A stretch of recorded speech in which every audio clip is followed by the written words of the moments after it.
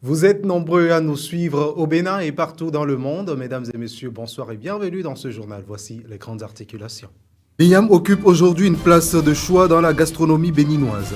Pour valoriser ses saveurs, une équipe de la télévision Maranatha Beda nous en livre le secret dans ce journal. Sortir les Béninois des risques liés à la manipulation de l'essence fruitée, c'est l'objectif visé par le gouvernement à travers la mise en place des mini-stations. Depuis plus d'un an, les mini-stations sont installées et continuent d'être installées aux abords des voies et ruelles de Cotonou. Et puis à l'occasion de la fête de l'indépendance célébrée ce 9 décembre en Tanzanie, la jeunesse appelle de nouveau à descendre dans les rues pour dénoncer la répression des manifestations qui ont suivi les élections du 29 octobre et exiger le départ de la présidente Samia Suluhu Hassan. Le monde en bref, c'est avec Félicité Bouton en fin d'édition. Cherchez premièrement le royaume et la justice de Dieu et tout vous seront donnés par-dessus. Matthieu 6, verset 33. À nouveau, bonsoir. Il n'est plus à démontrer que la présence active de Dieu comporte de nombreux avantages spirituels et physiques. Pour quiconque l'âme, suffit-il de fréquenter un lieu de culte pour l'avoir et en jouir? Quelle est la condition fondamentale pour l'obtenir? Certains citoyens se sont prêtés à cette question dans ce reportage signé Sinatou Adjovi et Credo Defli. D'innombrables hommes et de femmes sont chaque dimanche dans divers lieux de culte, mais plusieurs souffrent de la solitude. Cependant, Jésus, notre Sauveur, a promis dans Matthieu 28, le verset 20, « Et voici, je suis avec vous tous les jours jusqu'à la fin du monde. » Quelle est donc la condition fondamentale pour jouir de la présence de Dieu dans nos vies? Lorsque j'ai donné ma vie à Jésus, je l'ai reçu comme mon sauveur, mon Seigneur personnel. Je sais à partir de ce moment que j'ai la présence de Dieu dans ma vie. J'ai commencé par prendre conscience de la présence de Dieu dans ma vie. Et dès lors que j'ai accepté Jésus, bon, ce n'est même pas qu'au moment où j'ai accepté, mais c'est au fil des jours que j'ai commencé par sentir réellement que je ne suis plus seul, que je suis avec quelqu'un qui est plus fort, qui est le plus puissant, qui est Dieu. Lorsqu'un enfant de Dieu donne sa vie à Jésus ou bien naît de nouveau, la présence de Dieu, je pense que ce n'est pas quelque chose à aller chercher ailleurs, à l'extérieur. Non, mais c'est une réalité que nous vivons en nous dès que nous donnons notre vie à Jésus. Dans Apocalypse 3, le verset 20, le Seigneur Jésus révèle « Voici, je me tiens à la porte et je frappe.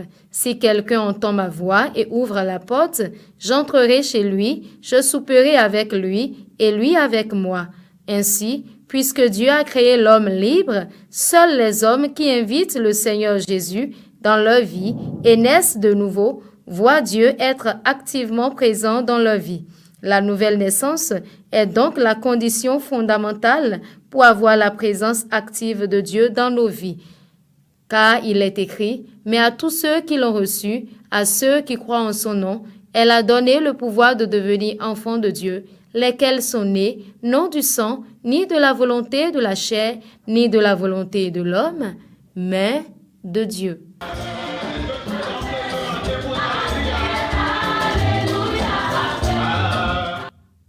L'IAM, aliment de base dans de nombreux foyers béninois, un tubercule riche en énergie, fibres et vitamines. Sa préparation peut altérer ses nutriments essentiels. Floriane Dabois, nutritionniste diététicienne, nous explique comment cuire correctement cet aliment et comment on peut en tirer sa saveur. On l'écoute. La technique de faire cuire l'igname aujourd'hui nous fait perdre les valeurs nutritionnelles puisque la population aujourd'hui épluche d'abord l'igname avant de mettre dans de l'eau et de cuire et même ajoute du sel. L'idéal serait de ne pas éplucher, de bien laver l'igname, de les mettre dans l'eau, une petite quantité d'eau et de cuire. Et quand c'est cuit, c'est à table, on épluche et puis on mange l'igname. Là, les valeurs nutritionnelles sont conservées dans l'igname. Et si on veut juste une pincée de sel, et ça se fait à table. Nous savons que le liam contient pas mal de minéraux et de vitamines. Et les minéraux et les vitamines en contact direct avec la chaleur s'évaporent. Donc, ce n'est plus bénéfique pour l'organisme. Le consommateur ne bénéficie plus de ça. Donc, il faudrait conserver ça. Ce qui veut dire qu'on doit laisser la peau, faire cuire avec la peau avant d'éplucher. Donc, ça s'épluche à table. Et puis, sorti coûte que coûte, les Béninois des risques liés à la manipulation de l'essence frulatée. C'est l'objectif visé par le gouvernement à travers la mise en place des mini-stations. Depuis plus d'un an, les mini-stations sont installées aux abords des voies et ruelles de Cotonou. Allons à la découverte des avantages des mini-stations dans ce reportage. D'énormes pertes en vies humaines, incendies, accidents et dégâts matériels considérables, tels sont les inconvénients du commerce de l'essence communément appelé paillot au Bénin. Pour y remédier, l'État béninois a mis en place les mini-stations.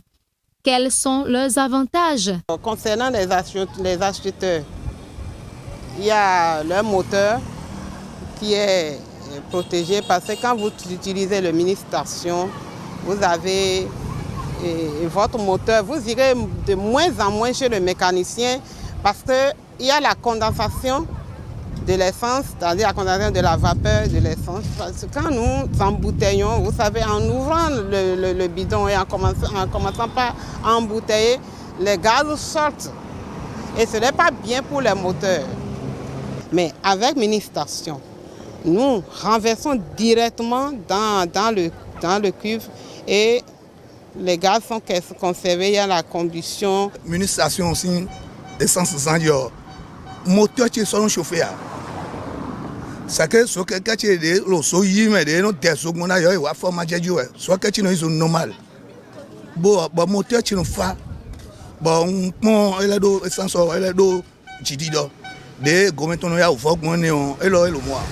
E fitri ro no me wo e ko fitri no we bi o keke tu me o e so ra kre pa yo enya no e no impulser no za hode no chi to le e so yin motia we bi o keke tu me o kabate tu na e na doji keke le vo yi who de dai won yi yo we se mo no e vo mi ke ngbo je no enyo uga na ro na e ro gometon je we on gometon danger de mi le vo supo. Pour le moment, nombre de Béninois ignorent l'existence de ces mini-stations qui, pourtant, sont aussi bien aux abords des grandes voies que dans les ruelles de Cotonou.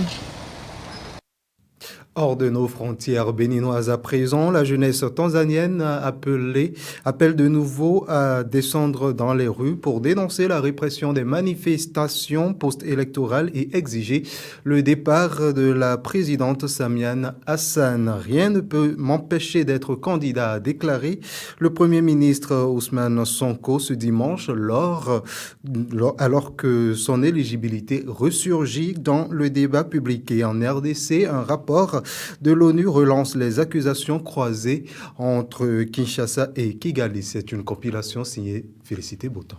Un nouveau rapport des experts de l'ONU alerte sur la dégradation sécuritaire dans l'est de la RDC malgré les annonces de cessez-le-feu.